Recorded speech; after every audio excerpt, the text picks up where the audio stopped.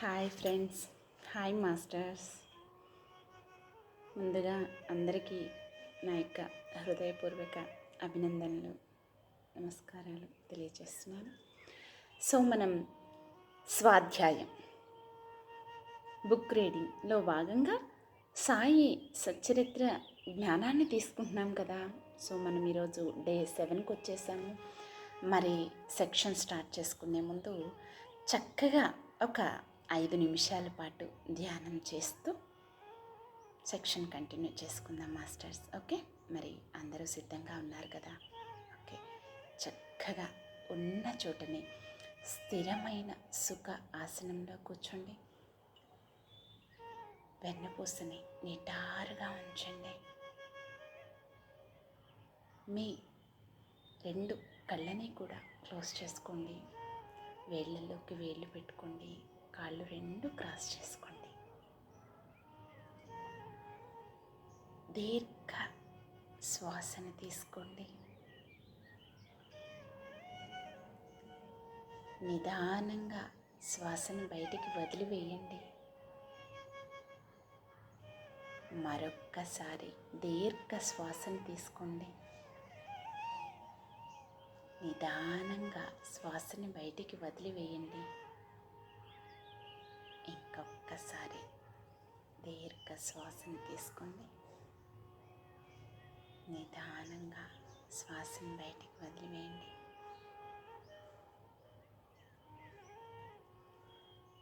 చాలా ప్రశాంతంగా ఉంది కదా. సహజంగా జరిగే శ్వాసని గమనిస్తూ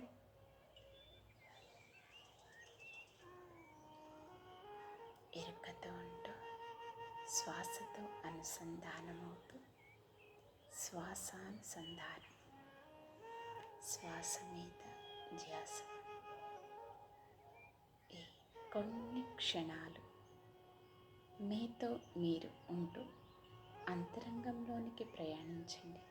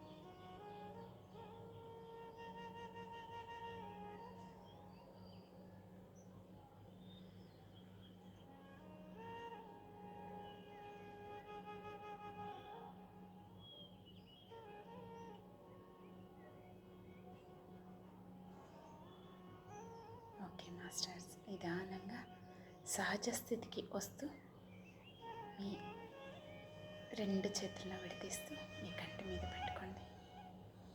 5 4 3 2 1 0. మీ రెండు చేతుల్లో మీ కంటికి ఎదురుగా పెట్టుకొని నిదానంగా కళ్ళని ఓపెన్ చేయండి.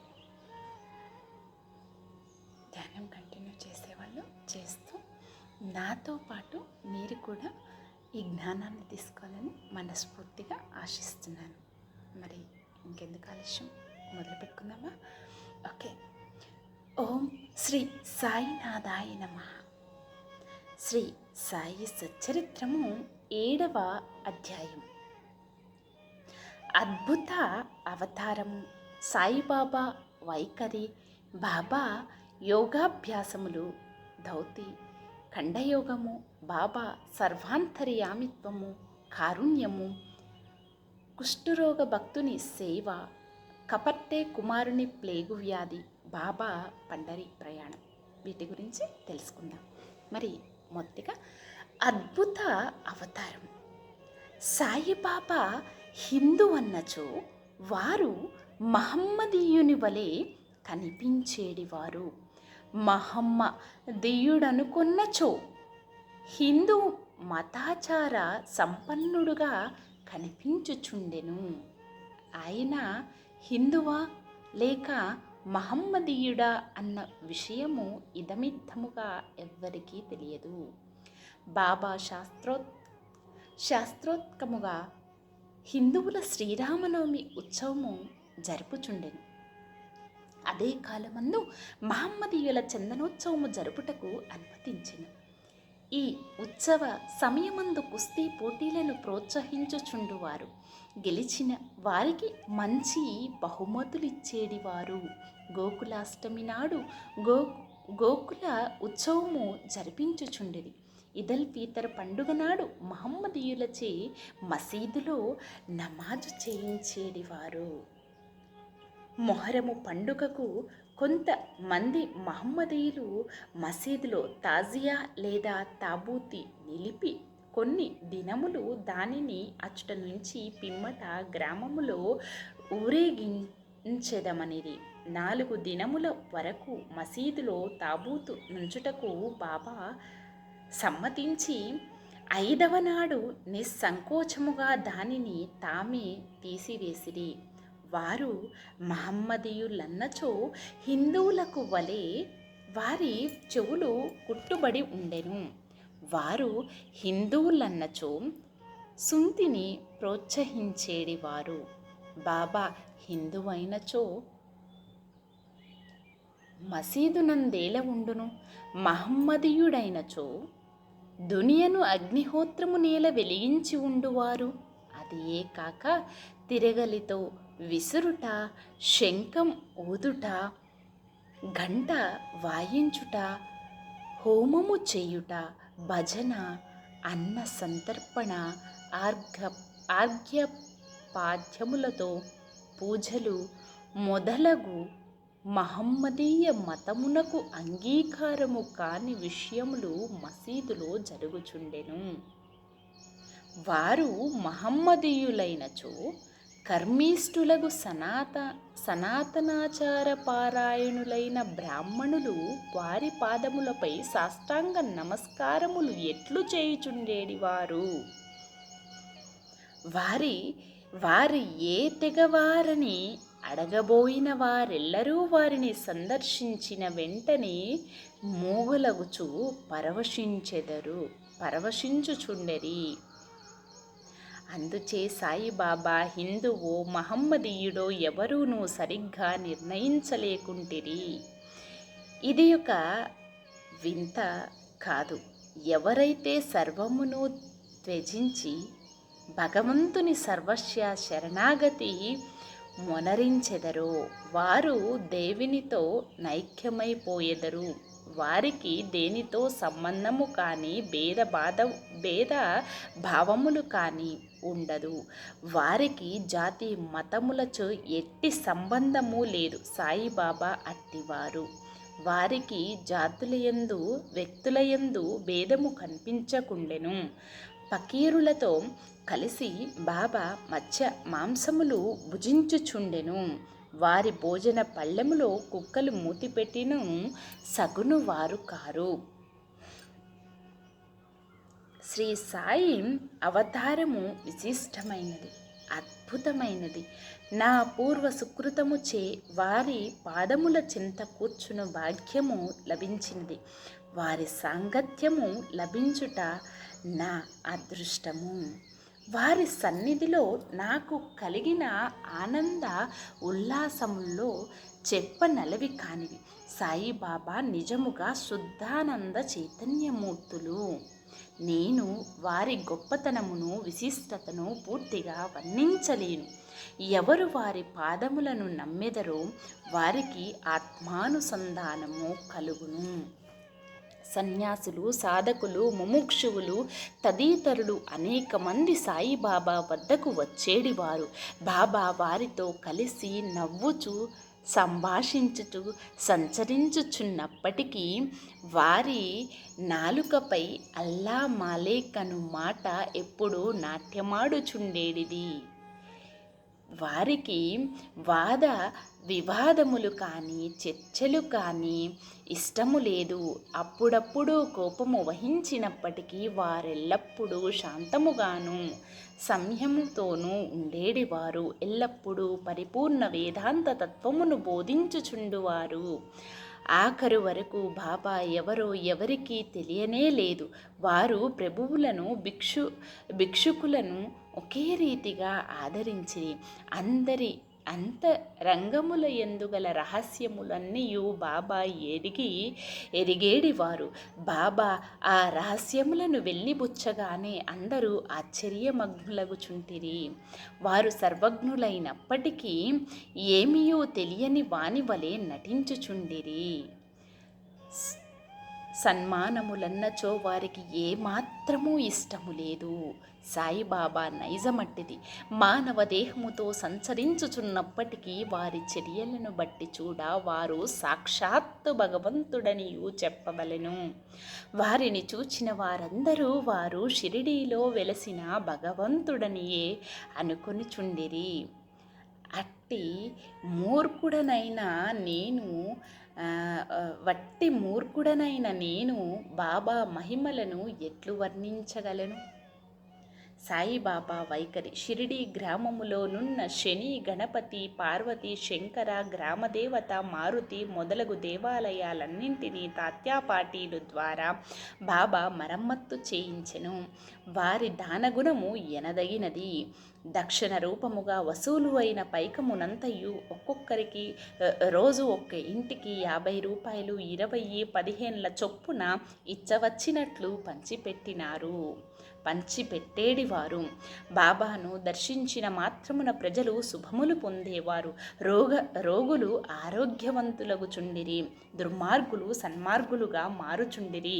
కుష్టువారు కూడా రోగ విముక్తులగుచుండిరి. అనేకులకు కోరికలు నెరవేరుచుండెను.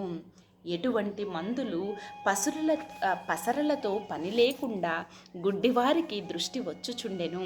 కుంటివారికి కాళ్ళు వచ్చుచుండెను. అంతులేని బాబా గొప్పతనమును, సారమును ఎవ్వరూను కనుగొనచుండిరి. వారి కీర్తి నలుమూలలా వ్యాపించెను. అన్ని దేశముల నుండి భక్తులు షిరిడీకి తండోపతండములుగా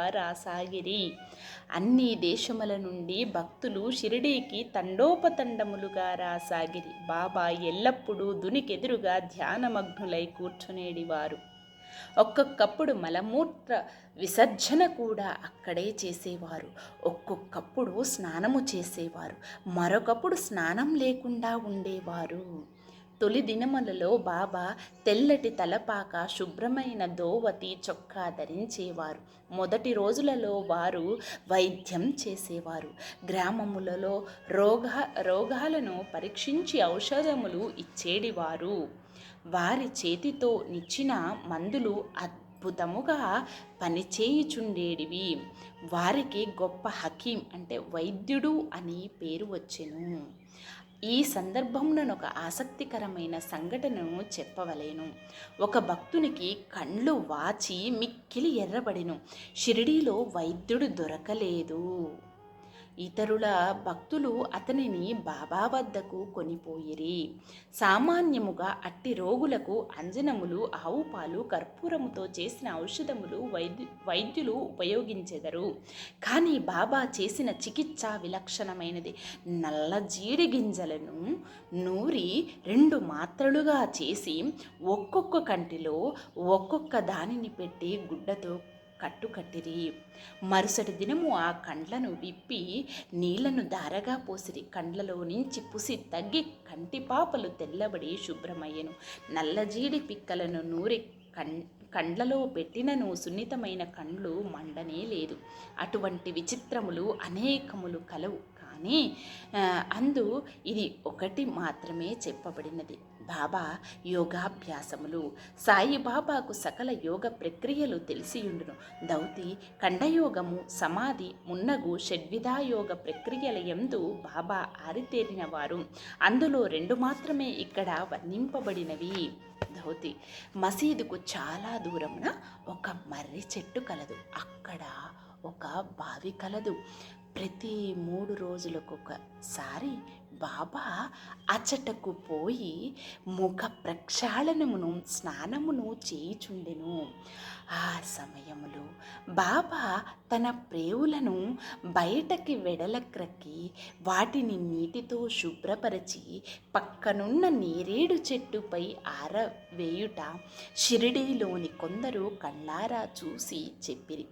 మామూలుగా దౌతి అనగా 3 అంగుళాల వెడల్పు, 22.5 అడుగుల పొడవు గల గుడ్డను మింగి కడుపులో అరగంట వరకు ఉండనిచ్చి పిమ్మట తీసేసెదరు.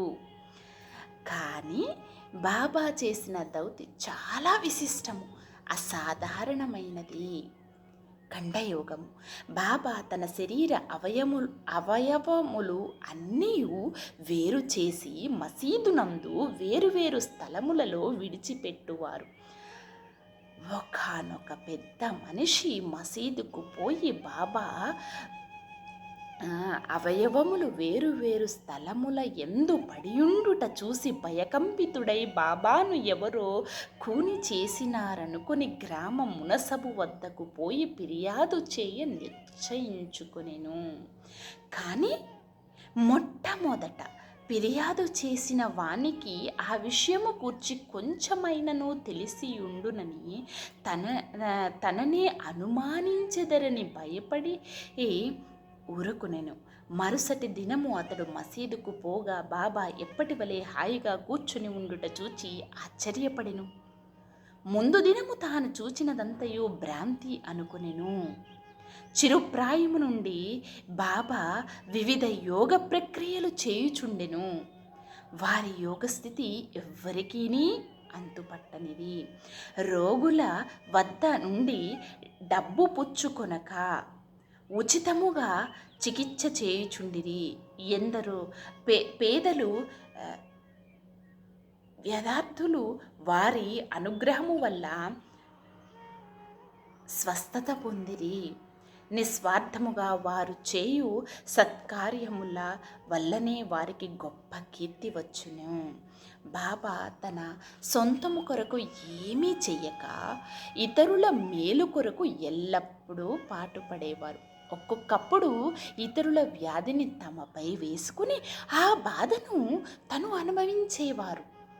అటువంటి సంఘటన ఒకదానిని ఈ దిగువ పేర్కొందును.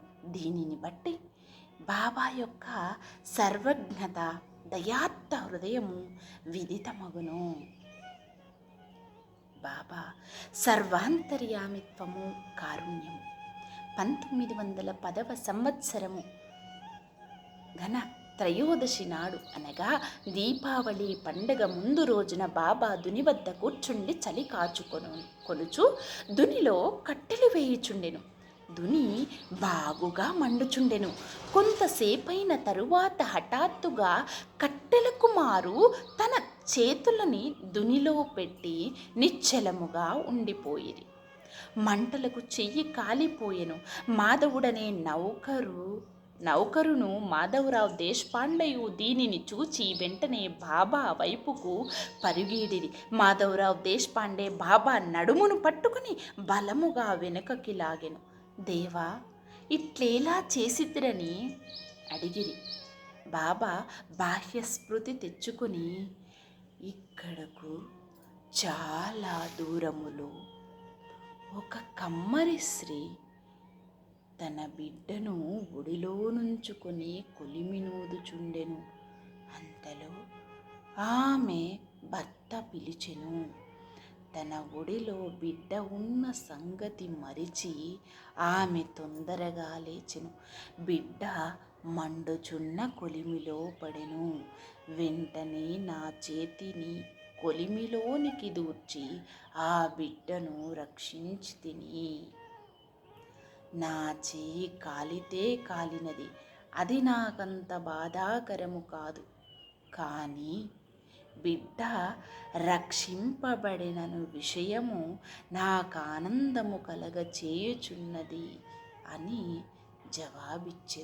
జవాబిచ్చెను. కుష్ఠరోగ భక్తుని సేవ. బాబా చెయ్యి కాలినను సంగతి మాధవరావు దేశపాండే ద్వారా తెలుసుకుని నానాసాహెబ్ చందోద్కర్ వెంటనే బొంబాయి నుండి డాక్టర్ పరమానందు అను ప్రఖ్యాత వైద్యుని వెంట పెట్టుకుని వైద్య సామగ్రితో సహా హఠావుటీన షిరిడీకి చేరాడు. చికిత్స చేయుటకై డాక్టరుకు కాలిన తమ చేయి చూపమని బాబాను నానా కోరెను. బాబా అందులకు ఒప్పుకొనలేదు. చెయ్యి కాలిన లగాయత్తు బాగోజీ సింధియను కుష్ఠరోగి ఏదో ఆకువేసి కట్టేడివారు. నానా ఎంత వేడినను బాబా డాక్టర్ గారిచే చికిత్స పొందుటకు సమ్మతింపలేదు. డాక్టర్ గారు కూడా అనేక సార్లు వేడుకొనిరి. అల్లాయే తన వైద్యుడని, తమకి ఏమాత్రము బాధ లేదని చెప్పుచూ ఎటలో డాక్టర్చే చికిత్స చేయించుకొనుట దాటవేయించుచుండిరి. అందుచే డాక్టరు మందుల పెట్టె మూతనైనను తెరవకుండానే బొంబాయి తిరిగి వెళ్ళిపోయెను. కానీ అతనికి ఈ మిషతో బాబా దర్శన భాగ్యము లభించెను. ప్రతిరోజు బాగోజీ వచ్చి బాబా చేతికి కట్టుచుండెను. కొన్ని దినముల తరువాత గాయము మానిపోయెను. అందరూ సంతోషించిరి. అప్పటికీ ఇంకా ఏమైనా నొప్పి మిగిలి ఉండినా అదను సంగతి ఎవ్వరికీ తెలియదు. కానీ ప్రతిరోజు ఉదయము బాగోజీ పట్టీలను విప్పి బాబా చేతిని నేతితో తోమి తిరిగి కట్లను కట్టుచుండేడివారు. బాబా మహాసమాధి వరకు ఇది జరుగుచూనే ఉండెను. మహాసిద్ధ పురుషుడనైన బాబాకి ఇదంతయు నిజానికి అవసరము లేనప్పటికీ తన భక్తుడైన బాగోజీ ఎందుగల ప్రేమచే అతడు ఉనర్చు ఉపాసనను గైకొనెను. బాబా లెండికి పోవునప్పుడు బాగోజీ బాబా తలపై గొడుగు పట్టుకొని వెంట నడిచేడివాడు. ప్రతిరోజు ఉదయము బాబా ధుని వద్ద కూర్చునగానే బాగోజీ తన సేవా కార్యక్రమములను మొదలీడువాడు. బాగోజీ గత జన్మయందు చేసిన పాప ఫలితముగా ఈ జన్మమున కుష్ఠరోగముచే బాధపడుచుండెను. వాని వ్రేళ్లు ఈడ్చుకొని పోయిచుండెను. వాని శరీరమంతయు చీము కారుచు దుర్వాసన కొట్టుచుండెను. బాహ్యమునకు అతడు ఎంత దురదృష్టవంతుని వలె కనిపించినప్పటికీ అతడు మిక్కిలి అదృష్టశాలి, సంతోషి. ఎందుకనగా అతడు బాబా సేవకులి అందరిలో మొదటివాడు. బాబా సహవాసము పూర్తిగా అనుభవించినవాడు. కపట్టే కుమారుని ప్లేగు వ్యాధి. బాబా విచిత్ర లీలలలో ఇంకొక దానిని వర్ణించెదను. అమరావతి నివాసియగు దాదా సాహెబ్ కఫర్టే భార్య తన చిన్న కొడుకుతో కలిసి షిరిడీలో కొన్ని దినములు ఉండెను. ఒకనాడు కఫర్టే కుమారునికి తీవ్ర జ్వరము వచ్చెను. అది ప్లేగు జ్వరము కింద మారెను. తల్లి మిక్కిలి భయపడెను. షిరిడి విడచి అమరావతి పోవలననుకొని సాయంకాలము బాబా బూటీవాడ వద్దకు వచ్చుచున్నప్పుడు వారిని సెలవు నడగబోయెను. గదగద కంఠముతో తన చిన్న కొడుకు ప్లేగుతో పడి ఉన్నాడని బాబాకు చెప్పెను. బాబా ఆమెతో దయతో మృదువుగా ఇట్లనెను, ప్రస్తుతము ఆకాశము మబ్బు పట్టి ఉన్నది. కొద్దిసేపట్లో మబ్బులన్నీ చెదిరిపోయి ఆకాశము నిర్మలమగును. అట్లన్నచూ బాబా కప్నీని పైకెత్తి చంకలో కోడిగుడ్డంత పరిమాణము గల 4 పేగు పొక్కులను చూపుచు, నా భక్తుల కొరకు నేనెట్లు బాధపడదనో చూడుము, వారి కష్టములన్నీ నావే. ఈ మహా అద్భుత లీలను చూచిన జనులకు మహాత్ములు తమ భక్తుల బాధలను తామెట్లు స్వీకరింతురో అను విషయము స్పష్టమైనది. మహాత్ముల మనస్సు మైనము కన్నా మెత్తనిది, వెన్నెవలే మృదువైనది. వారు భక్తులను ప్రత్యోపకారం ఏమియూ ఆశించక ప్రేమించెదరు. భక్తులనే స్వజనులుగా భావించెదరు. బాబా పండరీ ప్రయాణం. సాయిబాబా తన భక్తులను ఎట్లు ప్రేమించుచుండెనో, వారి కోరికలను అవసరములను ఎట్లు గ్రహించుచుండెనో అను కథను చెప్పి ఈ అధ్యాయమును ముగించెదను. నానాసాహెబ్ చందోద్కరు బాబాకు గొప్ప భక్తుడు. అతడు ఖాందేశ్లోని నాందూర్బార్లో మమల్తాదారుగా నుండెను. అతనికి పండరీపురమునకు బదిలీ అయ్యెను. పండరీపురమును భూలోక వైకుంఠమనెదరు. అట్టి స్థలమునకు బదిలీ అగుటచో అతడు గొప్ప ధన్యుడు. నానాసాహెబు వెంటనే పండరీ పోయి ఉద్యోగములో ప్రవేశించవలసి ఉండెను. షిరిడీలో ఎవ్వరికి ఉత్తరము రాయక హఠావుటీన పండరీకి ప్రయాణమయ్యెను. ముందుగా షిరిడీకి పోయి తన విఠోబాయగు బాబాను దర్శించి ఆ తరువాత పండరీకి పోవలననుకొనెను. నానాసాహెబ్ షిరిడీకి వచ్చు సంగతి ఎవ్వరికీ తెలియదు. కానీ బాబా సర్వజ్ఞుడగుటచే గ్రహించెను. నానాసాహెబ్ నీమ్గాం చేరుసరికి షిరిడీ మసీదులో కలాకలము రేగెను. బాబా మసీదులో కూర్చుండి మహల్సాపతి అప్పాసిందే కాశీరాములతో మాట్లాడుచుండెను. హఠాత్తుగా బాబా వారితో ఇట్లనెను, మన నలుగురము కలిసి భజన చేసేదము. పండరీ ద్వారములు తెరిచినారు కనుక ఆనందముగా పాడెదము లెండు. అందరూ కలిసి పాడదొడంగిరి. ఆ పాట యొక్క భావమేమనా, నేను పండరీ పోవలెను, నేనక్కడనే నివసించవలెను, ఎందుకనగా అదియే నా ప్రభు యొక్క ధామము. అట్లు బాబా పాడుచుండెను. భక్తులందరూ బాబాను అనుకరించి కొద్దిసేపటికి నానాసాహెబ్ కుటుంబ సమేతముగా వచ్చి బాబా పాదములకు సాష్టాంగ నమస్కారము చేసి తనకు పండరీపురము బదిలీ అయినదని, బాబా కూడా వారితో పండరీపురము వచ్చి అక్కడే ఉండవలసినదని వేడుకొనెను. అటుల బ్రతిమాలుటకు అవసరము లేకుండెను. ఏలన బాబా అప్పటికే పండరీ పోవలనని అచట నుండవలనని భావమును వెళ్ళిబుచ్చుచుండెనని తక్కిన భక్తులు చెప్పిరి. ఇది విని నానా మనస్సు కరిగి బాబా పాదములపై పడెను. బాబా యొక్క ఊది ప్రసాదమును, ఆశీర్వాదమును, అనుజ్ఞను పొంది నానాసాహెబు పండరీకి పోయెను. ఇట్టి బాబా లీలలకు అంతులేదు. 7వ అధ్యాయం సంపూర్ణం. సద్గురు శ్రీ సాయినాథర్పణమస్తు. శుభం భవతు. ఓం శ్రీ సాయినాథాయ నమః. శ్రీ సాయి సచ్చరిత్రము 8వ అధ్యాయము. మానవ జన్మ యొక్క ప్రాముఖ్యము, బాబా యొక్క భిక్షాటనము, బాయీజాబాయి యొక్క ఎనలేని సేవ, ముగ్గురి పడక స్థలము, రాహత నివాసి కుశల్ చంద్. మానవ జన్మ యొక్క ప్రాముఖ్యము. ఈ అద్భుత విశ్వమందు భగవంతుడు కోటానుకోట్ల జీవులను సృష్టించి ఉన్నాడు. దేవ, యక్ష, గంధర్వాదులు, జంతు కీటకాదులు, మనుష్యులు మొదలగు వానిని సృష్టించెను.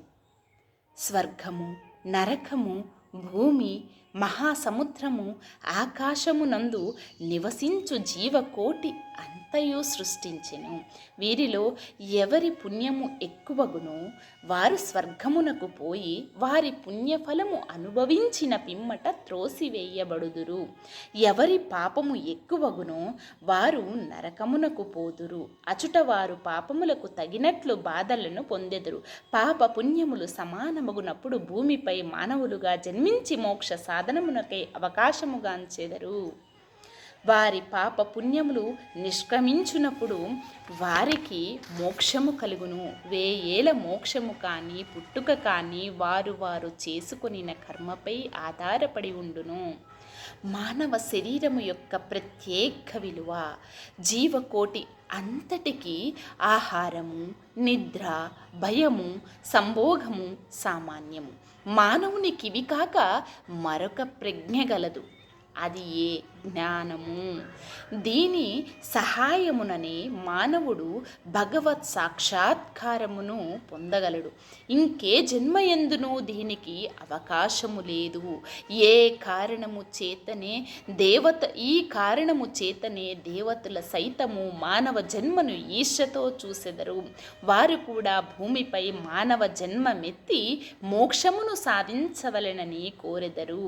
కొంతమంది మానవ జన్మము చాలా నీచమైనదనియు, చీము, రక్తము, మలముతో నిండి ఉండుననియు, తుదకు శిథిలమై రోగమునకు మరణమునకు కారణమగునని అందురు. కొంతవరకు అది కూడా నిజమే. ఇన్ని లోపములున్నప్పటికీ మానవునికి జ్ఞానము సంపాదించు శక్తి కలదు.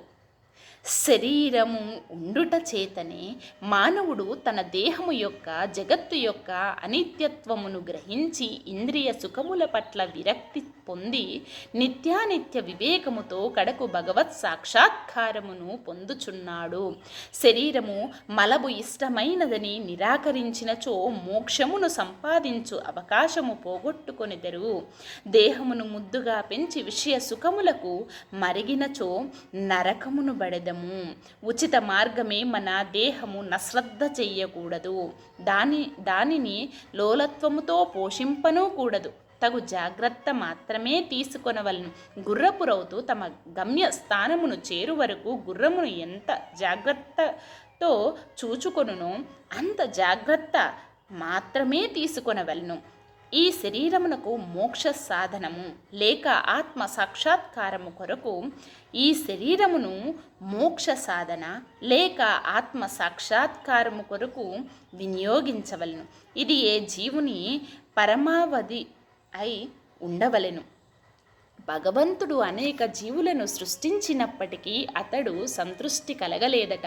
ఎందుకనగా భగవంతుని శక్తిని అవేవియూ గ్రహించలేకపోయినవి. అందుచే భగవంతుడు ప్రత్యేకముగా మానవుని సృష్టించెను. వానికి జ్ఞానమనే ప్రత్యేక శక్తిని ఇచ్చెను. మానవుడు భగవంతుని లీలలను, అద్భుత కార్యములను, షేముషి విజ్ఞానములను చూచి పరవశముందినప్పుడు భగవంతుడు మిక్కిలి సంతుష్టి చెంది ఆనందించును. అందుచే మానవ జన్మ పొందుట లభించుట గొప్ప అదృష్టము. బ్రాహ్మణ జన్మ పొందుట అందులోనూ శ్రేష్టము. అన్నింటికంటే గొప్పది సాయిబాబా చరణ విందములపై సర్వస్వ శరణాగతి చేయున అవకాశము కలుగుట. మానవుని విద్యుక్త ధర్మము. మానవ జన్మ విలువైనదనియు దానికి ఎప్పటికైనను మరణము అనివార్యమనియు గ్రహించి మానవుడు ఎల్లప్పుడూ జాగరూకుడై ఉండి జీవిత పరమావధిని సాధించుటకై యత్నించవలయును. ఏ మాత్రమును అశ్రద్ధ కానీ ఆలస్యము కానీ చెయ్యరాదు. త్వరలో దానిని సంపాదించుటకు యత్నించవలెను. భార్య చనిపోయిన వాడు రెండవ భార్య కొరకు ఎంత ఆతురత పడును. తప్పిపోయిన యువరాజుకై చక్రవర్తి ఎంతగా యత్నించును. అటులనే విసుగు విరామము లేక రాత్రింబవళ్ళు కృషి చేసి ఆత్మ సాక్షాత్కారమును సంపాదించవలెను.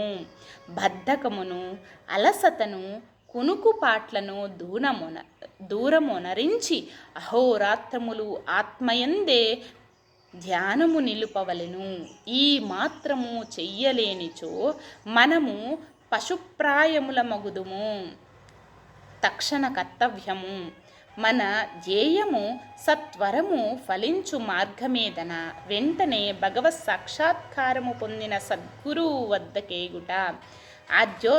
ఆధ్యాత్మిక ఉపన్యాసములెన్ని వినినప్పటికీ పొందనట్టిదియు, ఆధ్యాత్మిక గ్రంథములు ఎన్ని చదివినను తెలియనట్టిదియగు ఆత్మసాక్షాత్కారము సద్గురువుల సాంగత్యముచే సులభముగా పొందవచ్చును. నక్షత్రములన్నీయు కలిసి ఇవ్వలేని వెలుతురును సూర్యుడు ఎట్లు ఇవ్వగలుగుచున్నాడో అట్లనే ఆధ్యాత్మిక ఉపన్యాసములు గ్రంథములు ఇవ్వలేని జ్ఞానమును సద్గురువు విప్పి చెప్పగలడు. వారి చర్యలు సామాన్య సంభాషణలే మనకు మౌన ప్రబోధములు.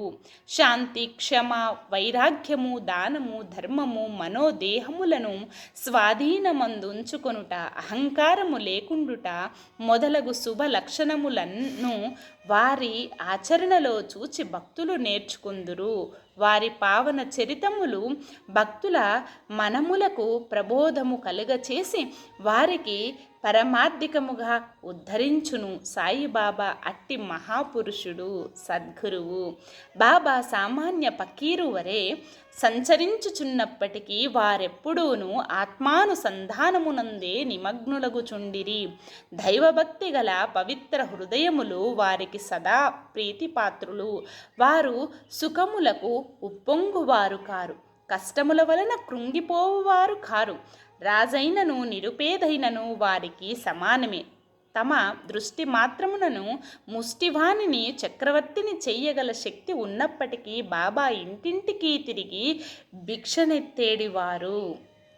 వారి భిక్ష ఎట్టిదో చూతుము. బాబా యొక్క భిక్షాటనము.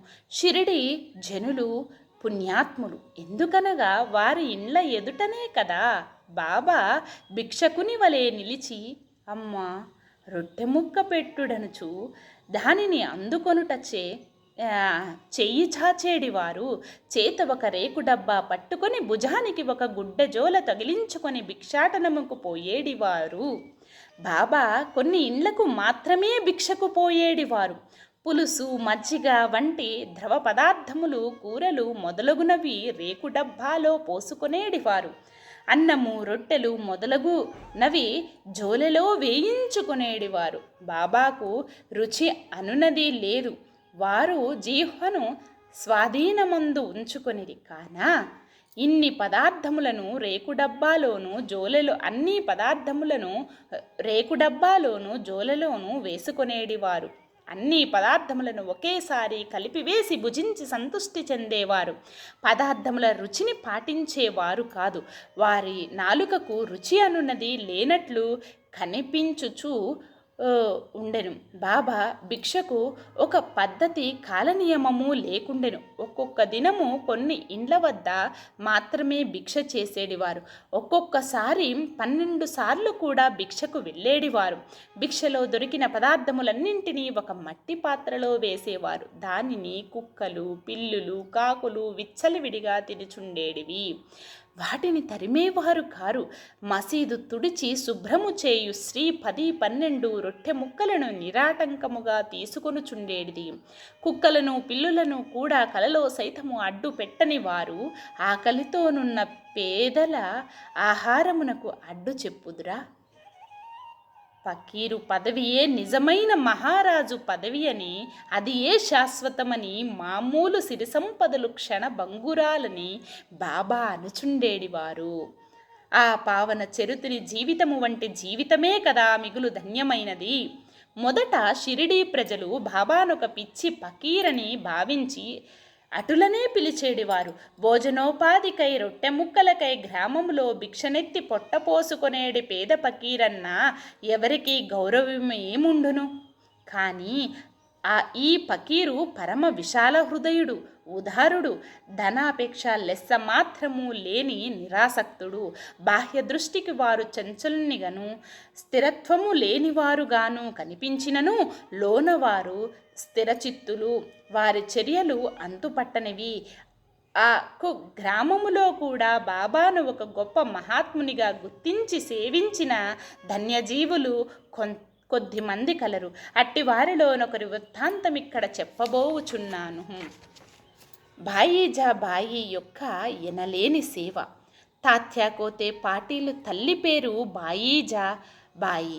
ఆమె ప్రతిరోజు మధ్యాహ్నము తలపై ఒక గంపలో రొట్టె కూర పెట్టుకొని సమీపములోనున్న చిట్టడవిలో ముండ్ల పొదలు లెక్క చేయక క్రోసుల కొద్ది దూరము నడిచి ఆత్మధ్యానములో నిశ్చలముగా ఎక్కడో కూర్చొని ఉన్న బాబాను వెతికి పట్టుకొని భోజనము పెట్టుచుండెను. బాబాకు సాష్టాంగ నమస్కారము చేసి వారి ఎదుట విస్తరొకటి వేసి తాను తెచ్చిన రొట్టె కూర మొదలగు భోజన పదార్థములను వడ్డించి కొసరి వాటిని బాబాచే తినిపించుచుండెను. ఆమె భక్తి విశ్వాసములు అద్భుతమైనవి. ఎనలేని ఆమె సేవను బాబా చివరి వరకు మరువలేదు. ఆమె సేవకు తగినట్లు ఆమె పుత్రుడగు తాత్యా పాటీలను ఎంతో ఆదరించి ఉద్ధరించెను. ఆ తల్లి కొడుకులకు బాబా సాక్షాత్ భగవంతుడనే విశ్వాసముండెను. కొన్ని సంవత్సరముల తదుపరి బాబా అడవులకు పోవుట మాని మసీదులోనే కూర్చుండి భోజనము చెయ్యసాగిరి. అప్పటి నుంచి పొలములో తిరిగి బాబాను వెతికి పట్టుకొను శ్రమ బాయికి తప్పినది. ముగ్గురు పడక స్థలము. ఎవరి హృదయమందు సదా వాసుదేవుడు వసించుచుండెను అట్టి మహాత్ములు ధన్యులు. అట్టి మహాత్ముల సాంగత్యము లభించిన భక్తులు గొప్ప అదృష్టవంతులు. తాత్యాకోతే పాటిల్ మహల్సాపతి ఇద్దరు అట్టి అదృష్టశాలురు. బాబా వారిరువురిని సమానముగా ప్రేమించేడివారు.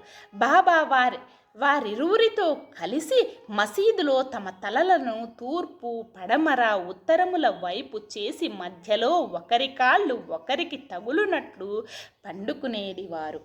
పక్కలు పరుచుకొని వానిపై చతికిలబడి సగము రేయి వరకు ఏవేవో సంగతులు ముచ్చడించుకునేడివారు. అందులో ఎవరికైనా నిద్ర వచ్చుచున్నట్లు కనిపించినా తక్కిన వారు వారిని మేల్కొలుపుచుండిరి.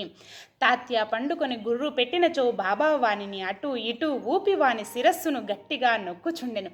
బాబా ఒక్కొక్కసారి మహల్సాపతిని అక్కున చేర్చుకొని అతని కాళ్ళు నొక్కి వీపు తోమేడివారు. ఈ విధముగా 14 సంవత్సరాలు తాత్య తన తల్లిదండ్రులను విడిచి బాబాపై ప్రేమచే మసీదులోనే పండుకొనెను. అవి మరువరాని మధుర దినములు. బాబా ప్రేమానురాగములు కొలువరానివి. వారి అనుగ్రహము ఇంత అని చెప్పుటకు అలవి కానిది. తండ్రి మరణించిన పిమ్మట తాత్య గృహ బాధ్యతను స్వీకరించి ఇంటిలోనే నిద్రించుట ప్రారంభించెను. రహతా నివాసి కుశల్ చంద్ షిరిడీలో గణపతిరావు కోతే పాటీల్ను బాబా ఎంత ప్రేమాభిమానములతో చూచేడి వారో అంతటి ప్రేమ ఆధారములతోనే రహతా నివాసియగు చంద్రబాన్ షేట్ మార్వాడిని చూచుచుండిరి. ఆ షేట్ మరణించిన పిమ్మట అతని అన్న కొడుకగు కుశల్ చందును కూడా మిక్కిలి ప్రేమతో చూచుచు అహర్నిశలు వాని యోగక్షేమ మరియుచుండిరి. ఒక్కొక్కప్పుడు టాంగాలోను మరొకప్పుడు ఎద్దుల బండి మీదను బాబా తన సన్నిహిత భక్తులతో కలిసి రహతా పోవువారు. రహతా ప్రజలు బాజా భజంత్రీలతో ఎదురు ఏగి బాబాను గ్రామ సరిహద్దు ద్వారము వద్ద దర్శించి సాష్టాంగ నమస్కారము చేసేడివారు. తరువాత మహావైభవముగా బాబాను గ్రామములోని సాధారముగా తీసుకొని వెళ్ళేడివారు. కుశల్ చంద్ బాబాను తన ఇంటికి తీసుకొని పోయి తగిన ఆసనమునందు కూర్చుండ చేసి భోజనము పెట్టేడివారు. ఇరువురు కొంతసేపు ప్రేమ ఉల్లాసములతో ముచ్చడించుకునేడివారు. తదుపరి బాబా వారిని ఆశీర్వదించి షిరిడీ చేరుచుండేడివారు. షిరిడీ గ్రామమునకు సమాన దూరములో ఒకవైపు రహతా మరొక వైపు నీమ్గాం ఉన్నవి. ఈ 2 గ్రామములు దాటి బాబా ఎన్నడూ ఎచ్చటికి పోయి ఉండలేదు. వారెన్నడూ రైలు బండిలో ప్రయాణము చేసి కూడా ఎరుగరు. రైలు బండిని కనీసము చూచి కూడా ఉండలేదు. కానీ సర్వజ్ఞుడైన బాబాకు బండ్ల యొక్క రాకపోకలు ఖచ్చితంగా తెలియచుండేటివి. బాబా వద్ద సెలవు పుచ్చుకొని వారి ఆజ్ఞానుసారము ప్రయాణము చేయు వారులకి ఏ కష్టములు ఉండేటివి కావు. బాబా ఆదేశమునకు వ్యతిరేకముగా పోవు వారు అనేక కష్టముల పాలగుచుండిరి. అటువంటి కొన్ని సంఘటనలను మరికొన్ని ఇతర విషయములను రాబోయే అధ్యాయంలో చెప్పెదను.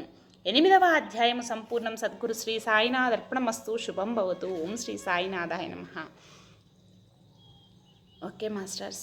చక్కగా ఈరోజు 7, 8 అధ్యాయం డే 7 సెక్షన్ క్లోజ్ చేసుకునే ముందు చక్కగా 1 నిమిషం పాటు ధ్యానం చేస్తూ సెక్షన్ క్లోజ్ చేసుకుందాం. ఓకే మాస్టర్స్, ఈ జ్ఞానాన్ని మనం సంపూర్ణంగా నింపుకోవడానికి చివరి 1 నిమిషం పాటు ధ్యానం చేసుకుందాం మాస్టర్స్. ఓకే, ఉన్న చోటనే చక్కగా స్థిరమైన సుఖాసనంలో కూర్చోండి. వెన్నుపూసని నిటారుగా ఉంచి కళ్ళను క్లోజ్ చేసుకొని సహజంగా జరిగే శ్వాసను గమనిస్తూ అంతర ప్రయాణం చేయండి. ఎరుకతో ఉండండి masters. My dear friends,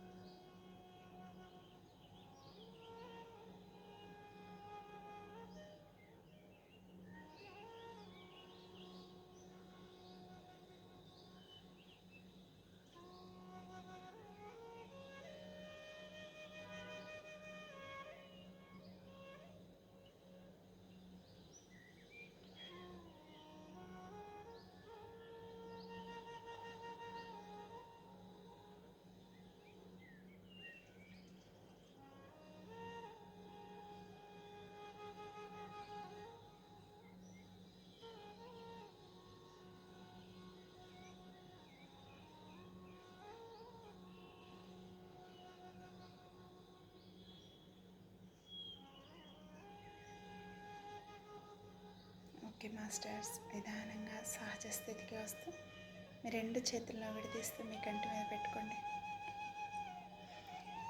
5, 4, 3, 2, 1, 0. Okay masters, చాలా సంతోషంగా ఉంది మీతో ఈ జ్ఞానాన్ని పంచుకోవటం, బాబా గారి గురించి ఎంతో జ్ఞానాన్ని తీసుకోవటం.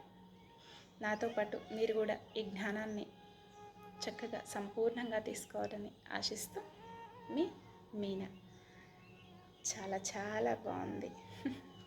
మరెన్నో విషయాలు బాబా గురించి ఇంకొక సెక్షన్లో తెలుసుకుందాం. చక్కగా నచ్చితే మీకు ఎలా ఫీల్ అయ్యారు, చక్కగా ధ్యానంలో ఉంటూ కూడా ఈ జ్ఞానాన్ని వినొచ్చు. ఒక్కసారి ఒకరోజు ఇలా ట్రై చేయండి. స్టార్టింగ్ నుంచి ఎండింగ్ వరకు చక్కగా ధ్యానంలో ఉంటూ మంచిగా ఆడియోని వినండి. ఏమనిపిస్తుందో కమెంట్ చేయండి చక్కగా. బాబా గారి జ్ఞానం అందరికీ అందాలని మనస్ఫూర్తిగా కోరుకుంటున్నాను. Thank you, thank you, thank you. దీనికి సహకరించిన అందరికీ అన్నింటికీ నా యొక్క హృదయపూర్వక కృతజ్ఞతలు. Thank you everyone, love you everyone. Thank you, thank you, thank you to all, love you to all. Thank you universe, love you universe.